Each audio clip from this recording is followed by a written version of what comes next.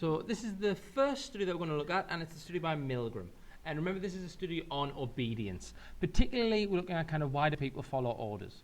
Milgram's research was started by a real-life situation, and that situation was the Holocaust. So Milgram was an American of Jewish German descent. He had lots of family who still lived in Europe when he was growing up, and they died during the Holocaust. And it was this kind of situation, this event, that triggered a lot of psychological research, including Milgram's. So some images of Holocausts and genocides on the next few slides.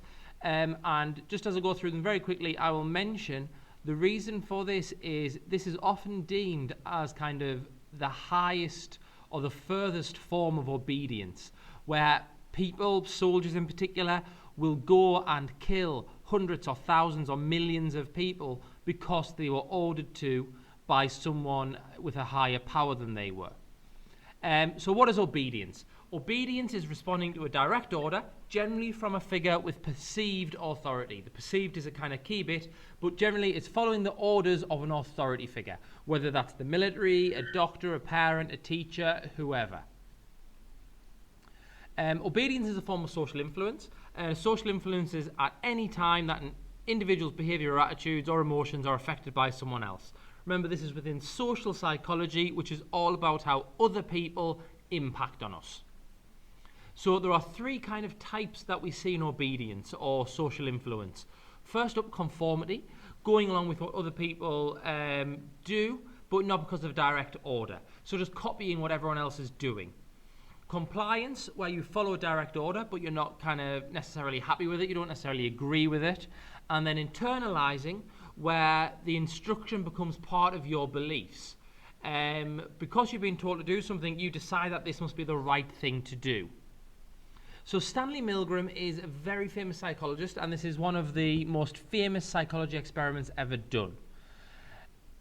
So historians, when they looked at the Holocaust in the 60s, I'm saying historians, it was a very relevant or recent event at the time, but when they looked at the Holocaust or the Second World War, they decided that there must be something special about the Nazis that made them do this. Something special that made them commit these atrocities and that normal people wouldn't do this. Milgram wasn't so sure. So he wanted to test this hypothesis. So the aim of his study was to test the hypothesis, Germans are different. Something to see if there was something different or special about the Germans which made them conduct this research. First off, though, however, he did the research in America. He wanted to get a baseline of what a normal group of people would do in a sort of situation like this. So he wanted to establish the baseline measure of how obedient a naive participant would be when ordered to administer an electric shock to an innocent victim. And to create a realistic experiment in social influence. We put realistic in inverted commas because this isn't a very realistic situation at all, very low in ecological validity, but some people have argued that this is an extreme case of obedience, and when there are extreme cases of obedience in real life, they are very different to people's everyday run-of-the-mill lives. So to start off with, Milgram gathered 40 male participants.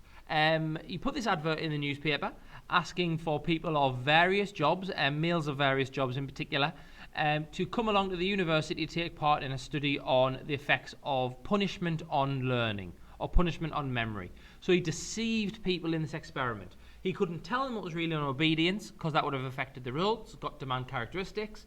So he said it was on the effects of punishment on learning. 40 males volunteered. It's a self-selecting sample, and they were each paid $4.50 for taking part. So just turn over. So when these 40 participants turned up one at a time, they took place in a rigged draw. They were led into the kind of waiting room where they met a Confederate.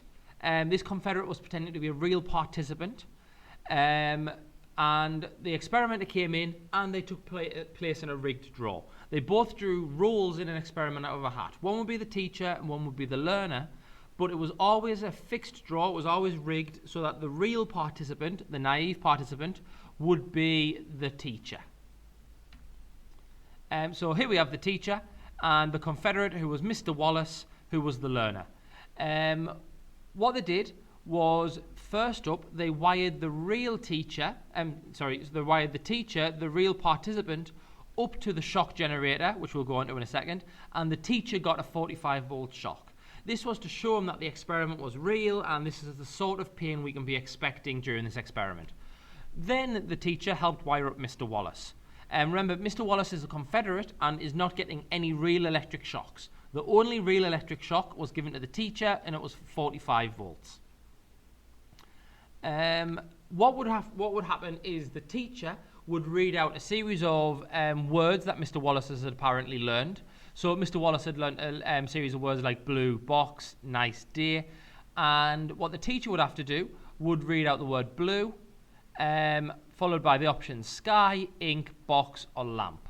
And Mr. Wallace had to respond with either A, B, C, or D by pressing a button, and it would kind of come up on a display. The participant and Mr. Wallace were in separate rooms, and there was no voice contact.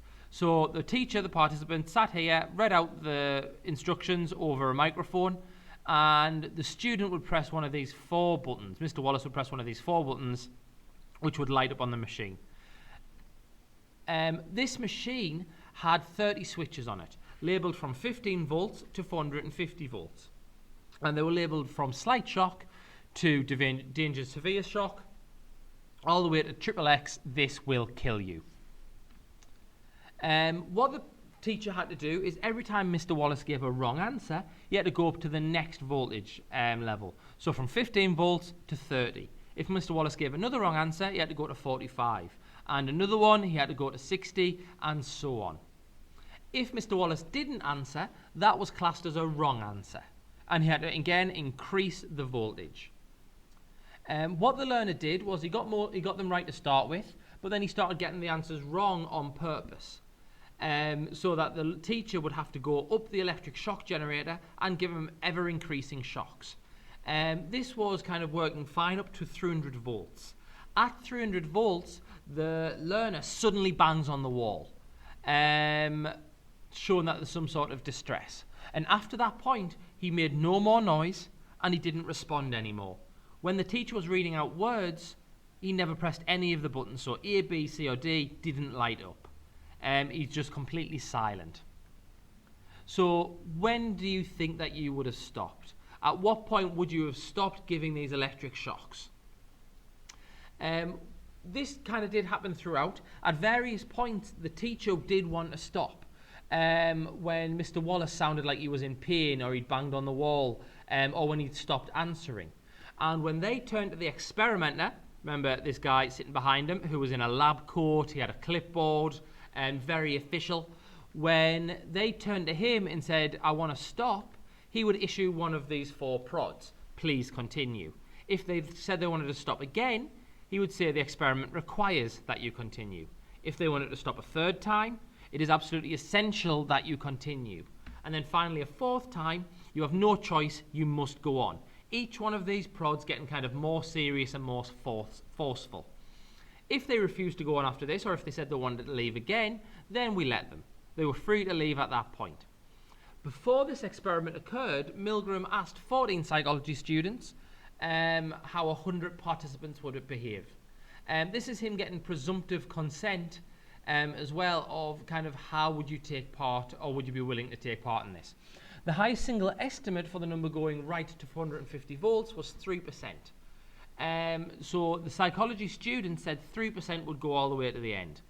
Milgram asked 40 psychiatrists, who are, remember, the experts in human behaviour, and they said less than 1% would go as far as 450 volts. And this is the 1% that they thought were psychopaths. They thought roughly 1% of the population had psychopathic or sociopathic tendencies, and these would be the ones who'd go all the way to the end. What the results were is that every single participant went to 300 volts. 65% went to 450 volts, with only 14 stopping between the start and the 450 volts. What we can see is this is where they dropped out. 5 people stopped at 300 volts, 4 at 315, 2 at 330, 1 at 345, 1 at 360, and 1 at 375. this being the last electric shock that they give.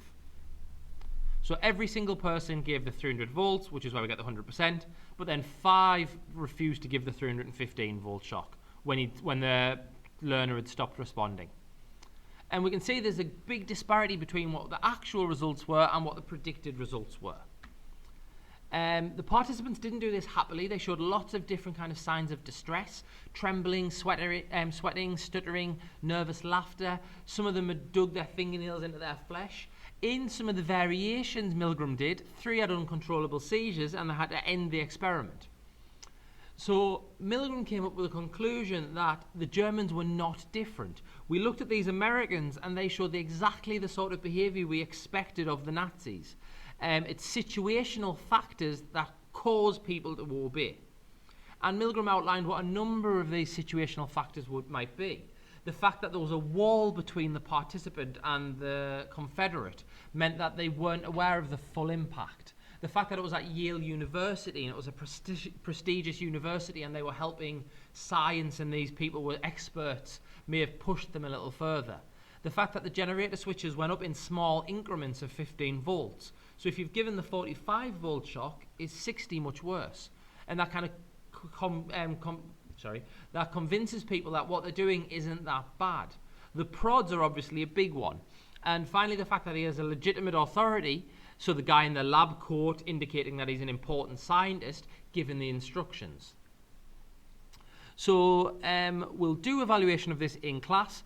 Obviously, things like ecological validity, the fact that it's reliable, and ethical concerns are major things we should think of when evaluating Milgram. Thanks.